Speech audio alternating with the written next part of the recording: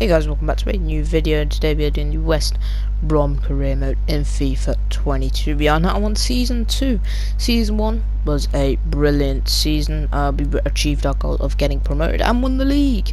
I was really impressed by our season. I was also impressed by the competition as well. We did really well, and I like how FIFA made it competitive. And I think that's why I play on Legendary, because I love the competition. And the Sheffield United took us till the final day. We were second at one point, steering down the barrel of maybe even a playoff, having to go into the playoffs. But luckily, we turned it around and got promoted top of the table.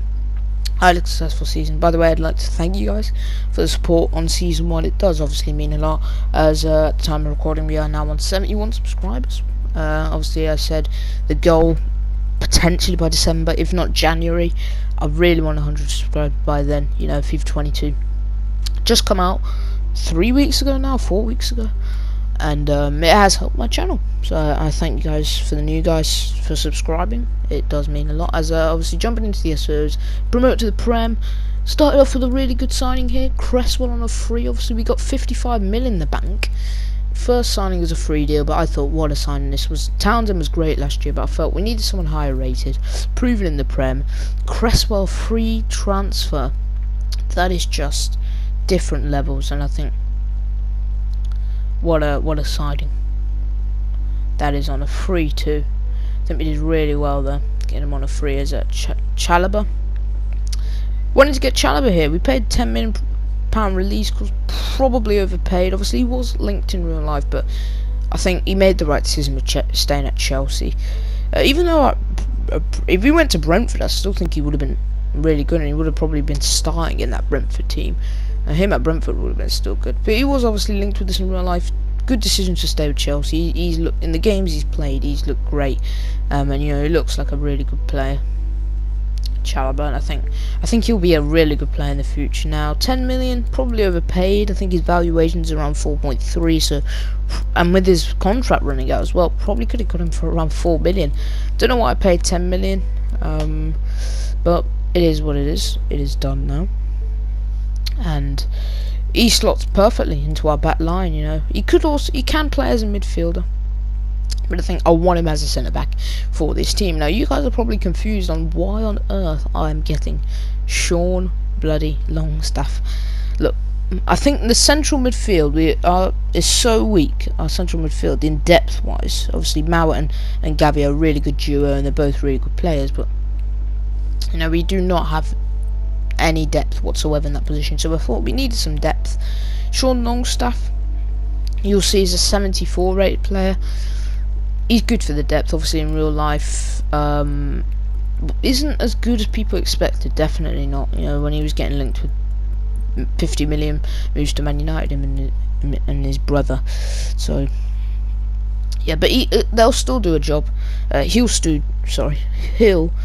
do a job for us, I think, in that middle of the park as a super sub, or if Mauer or Gavi get injured, I don't think it'll be that big of an issue, because we'll have Longstaff, who is, I think, similar quality to both of them, similar rating too. Now going into, I wanted a bit depth down that wings. Obviously in future we will be replacing Callum Robinson, and we could have already bought his replacement for the future. Reece Nelson in real life on loan at Feyenoord. Really good player, and I think he deserves a chance at Arsenal, but I don't think he'll get it, to be honest. Like, loans to Feyenoord, I don't think that'll do him any good. I don't think he'll get the playing time to play, but I do believe he should. I think he deserves. I think he should go to a team like Brighton. I really think if he went to a team like Brighton, he could battle to get into that team and do well. Brighton at the moment 4th in the Premier League, you know, after 8 games. Why didn't he go to Brighton? Because apparently Brighton, Crystal Palace, they were both interested in him. So I thought, why did he go to the Dutch league? If you're not going to Ajax or PSV, there's no point really, because then you're 3rd, 4th, 5th, 6th, and it's not good enough to come back and play for Arsenal, in my opinion. I just think he'll be another. If he comes back to Arsenal, he won't really play, and I want, because I kind of like the guy in real life. He's a good player, but he just won't play, will he, with Arsenal? That's the thing. So gave an important squad role, 5 years. Obviously no release clause. Probably overpaid for his wage here, giving him 40k, but wanted just to seal the deal, and done. Welcome to the club, Reece Nelson. Obviously now, youth academy was huge for us last year. Obviously we've got so many big talents out on loan. A lot of our youth talents that we got last year are out on loan currently. So I thought, why not get some new scout reports? And yeah, I was excited to scout some players. Wanted one in England, obviously, because we are an English club. Also wanted one in Scotland. I don't know why, I just thought, team in the UK, why not? A weird offer here came from Mauer. Didn't make sense to me, but he was linked with a move to Italy, which we rejected. Will Knight, I believe that's a Portuguese club who want him on loan. And Grant, we rejected an offer here from Hertha, who actually offered Arnie Meyer, who used to be a really good player, Arnie Meyer. Another offer here came for Grant from Montpellier, which we rejected. Now have a look at this gem. 1874 rated. His stats are insane. I tell you guys right now, in season 2, always look at the free agents, because I'm not sure whose regen this is, but he is amazing. He is an absolute beast. Maybe our highest potential player in the squad. I think Gavi probably has a higher potential than him, but what a signing on a free as well, not having to pay a penny. Now I kind of wanted to convert this guy to central mid, but obviously with the low attacking work rate we can't do that. So I thought, why not just make him a centre back? You know, instead of buying another centre back, because I kind of wanted to replace Ajay, just because Ajay is quite old. And I thought, yeah, centre back, he could slot perfectly, and he's got really good defensive stats. And I thought, why not now? Going in here, obviously Dane Scarlett didn't have the best of years last year for us, so I wanted someone else. I was looking at strikers potentially that I could buy, maybe a veteran striker that we could buy for the experience. And I looked and found Ruben Reyes, a 17-year-old with 68 rated. Obviously Grant will be miles ahead of him, but really good potential and a decent rate, a really good rating for his age. As yeah, I was happy to make that deal happen on a free too. Some banging free agents here, as we converted Andrade, but he didn't go up and overall. I think Andrade will maybe grow to an 80 this year, maybe a bit lower. I think minimum he'll grow to 76, 77. That's what I hope.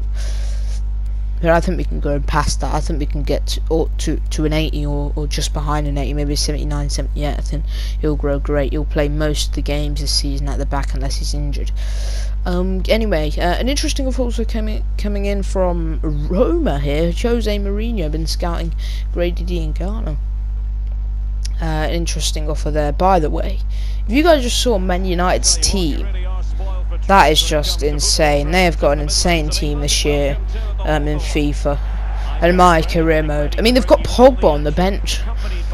That is just crazy. As by the way, guys, are you guys Ollie in or Ollie out? Is it time to go? It's an interesting debate. To be honest, if I'm Man United, I'd sack Ollie and get Zidane. Yeah, that's what I'd do. Get a competent manager who's won Champions Leagues, who's won leagues, because I think the only reason they're keeping Ollie is because of what he's done for the club. He's not a tactical mastermind, you know. I believe Valérien Ismaël's better than him, better than Ollie tactically. I honestly believe that. Valérien Ismaël's better than Ollie, tactics wise. Obviously, would Valérien do better at Man United? Probably not. But tactically wise, Valérien is I think much better than Ollie. And just considering the team Ollie has and the fact he's not even in a Champions League spot, just shocks me. And I think he needs to pick up his form. That game against Liverpool, they've got to win that. As we went behind in the first half, probably deserved to be behind, but a huge goal here as we bagged our first goal of the Premier League season. Here through Grant and Mauer here going on a really good run, but Dean Henderson making a really good save, and a mistake from our new signing, our new protege. Let Muller find the back of the net with 10 minutes to go. You notice here, for every celebration, they always went to Ollie. I don't know what that is. Obviously, we were speaking about him just then. I don't know if that has any link. But yeah, I was confused. While I was playing, I was confused. Why are they always going to Ollie? Longstaff here coming off the bench was really unlucky. You could tell the frustration by his reaction. And then Fred played Sancho in as a goal, would seal the deal. Would lose 3-1. Probably deserved to lose that game, as you'll see the stats in a couple seconds here. We probably deserved to lose, considering less possession. We actually had more shots, but the XG were lower, the passes were lower, and yeah, we all round probably deserved to lose that. Now, I like this offer from Schalke just because, obviously I've talked on Scarlett, didn't have the best season, did he?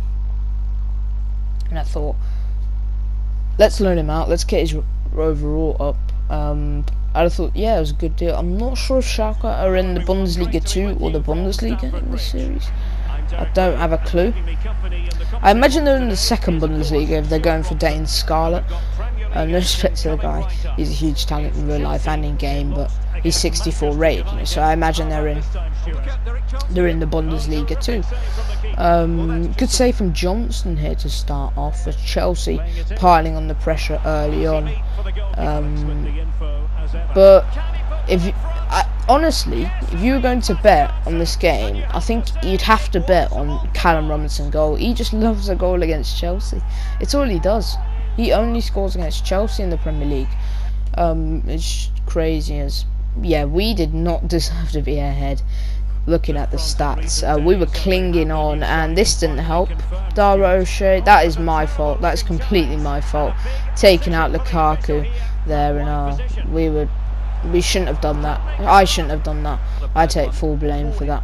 As you know, we weren't that bad in the early stages of the first half, but slowly but surely, I think Chelsea got a lot of momentum here. Ziyech hitting the post, and eventually, momentum's a huge thing in FIFA, and eventually it would come back to haunt us as Lukaku, the former baggy loan in. I love the man, but why? Why did he have to score that? We could have came away to Stamford Bridge and got a huge result here. But a 1-1 draw away at Stamford Bridge is still not that bad. As that's it for this episode, guys. If you enjoyed, leave a like, subscribe, and I'll catch you guys later. Take care.